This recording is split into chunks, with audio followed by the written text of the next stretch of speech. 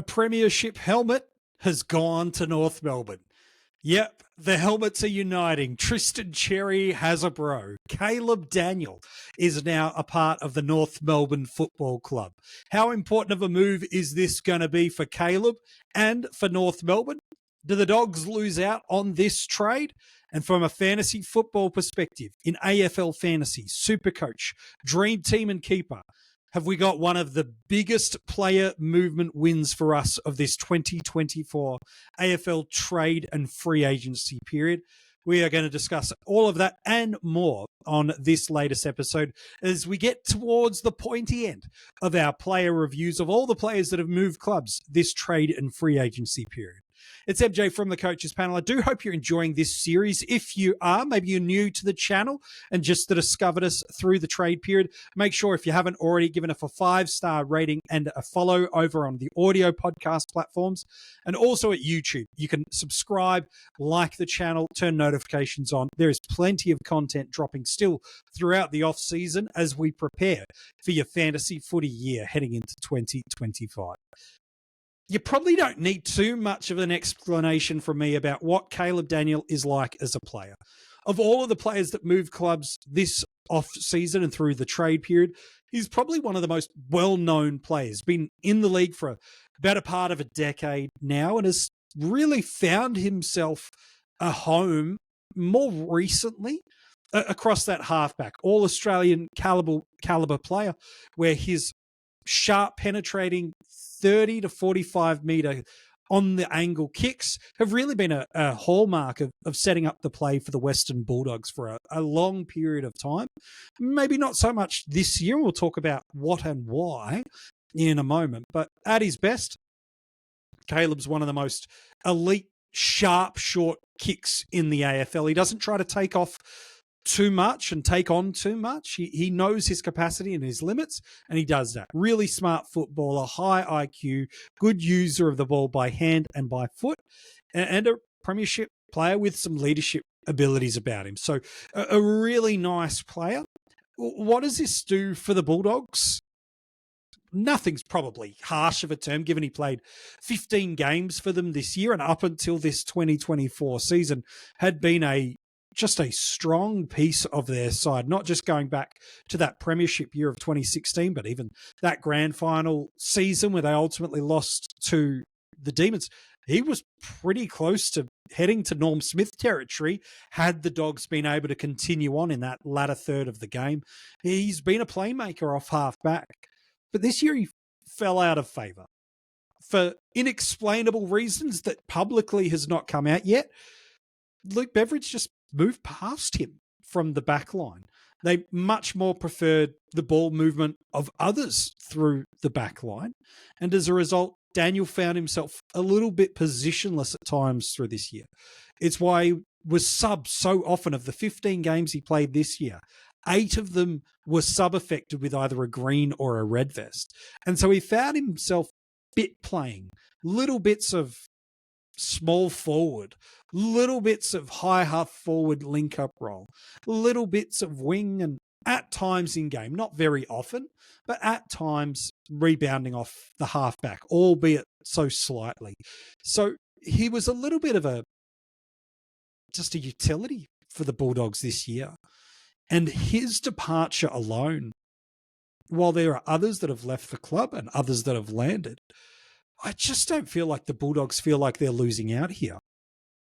They've had great competition for spots from youngsters underneath, and that's really why Caleb, for portions of the season, especially in the front half, was fighting for regular game time, let alone just to get into the starting and selected squads.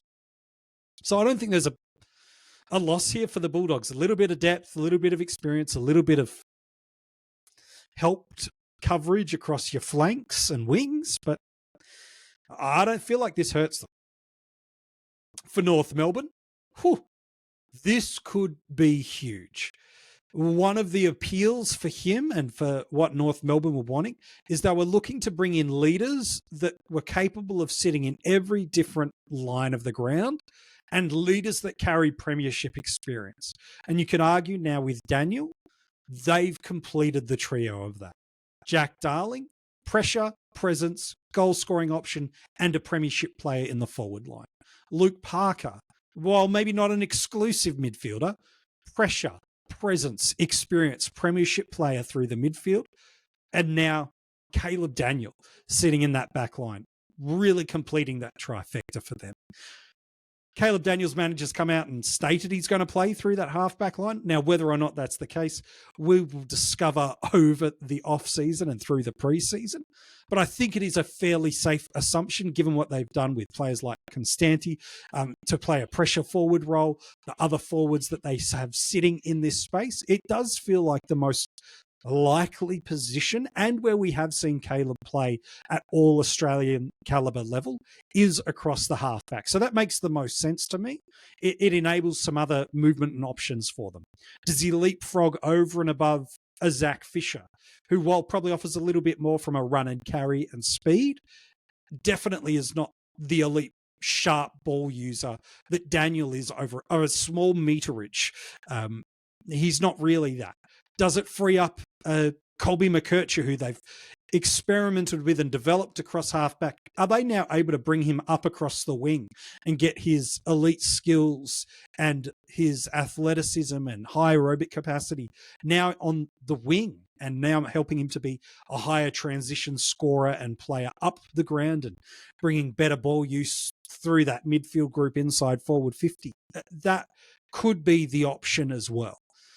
To me, if I was to forecast where he plays, I think he's playing across halfback, and I think he's pushed Zach Fisher out of the side, if I was to be honest. I think McKercher can still float between the wing and the halfback spot. They've got some others that I think they want to keep trialing and experimenting through there.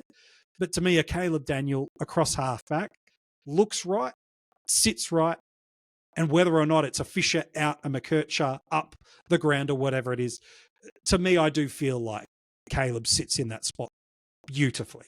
And for us, from a fantasy football perspective, that is the most exciting. He's scored okay across half forward and he's scored across the wing okay, but he comes into 2025 with some significant value for us. I mentioned that he played 15 games last year. 8 of those had a sub-affected game about them, and he averaged, let's just call it a flatline 50 across the formats. It's a 49.9 in SuperCoach and a 50.1 in fantasy. Let's call him a flatline 50. Nothing over 100 across the formats. Didn't even crack the 90 in AFL Fantasy. And yet, if you go back through the last few seasons before this one, in AFL Fantasy, you're looking at averages between 86 to 90, while in SuperCoach, you're looking at seasonal averages of 90 to 93. We are getting here. If he gets back into that plum role across halfback that he has scored so well in, and players such as Fisher, McKercher, Sheasel, Zeeble, Hall over the last 3 to 5 years, let alone most recently just this year alone, all have scored premium outputs in this spot. We are getting here potentially anywhere from 30 right up to 45 points per game of value and upside. This from a classic perspective, with a player that I am forecasting to have forward eligibility, could be one of the most highly owned forwards for us in classic, your salary cap formats for 2025, because the pathway is there and believable. And the good news is, as the preseason rolls through, not just December, but in January, February, in those community series games, you will know if he's playing in this distribution role or if they've chosen to use his transition ball movement in different spots. But if he's off halfback, regardless of whether he's there at the expense of Fisher out of the side or McKercher up the ground, there is, like I said, 30 to 45 points per game of value, depending on the format you're in. And it will make him, if this all clicks, probably the most highly selected forward and one of the most relevant players in the fantasy community next year. And as a result, it'll probably see him get overdrafted on draft day because people will be so desperate for him. Even though he's got such a poor average, people will just leapfrog for it because outside of a Bailey Smith, an Isaac Rankin, a Dylan Moore type, there's not anyone that across formats you go, yes, lock him in for a 90 average. So people will leapfrog to go and get their hands on a Caleb Daniel. Mark my words, if all the path aligns to the way that I think it will align, Caleb Daniel will be one of the most relevant players for us next year, one of the most highly owned players in Classic next year, and could be one of the best forward line options for us in 2025. There's a pathway where he still offers in the midfield on the wings because he's not an inside mid and the high half forward. He could still offer 20 to 25 points per game of value in relatively fantasy friendly roles, given what he can do.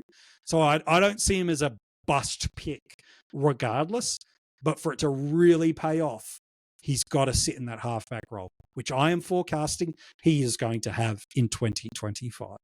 This is one of the biggest pickups we're going to get next year, and definitely be somebody you should be locking away in your coaches panel notebook right now as a player to own in 2025, should the variables all land. But do you agree or disagree with my take on Caleb Daniel? Will we see the helmets reunite in the midfield? I don't think so. But Cherry and Daniel is going to be fun to watch nonetheless. If you agree with my take on Caleb Daniel or have something different you want to say and you're watching this on YouTube, comment below and let me know what you think Caleb Daniel's role is going to be into this coming season, what he's going to average.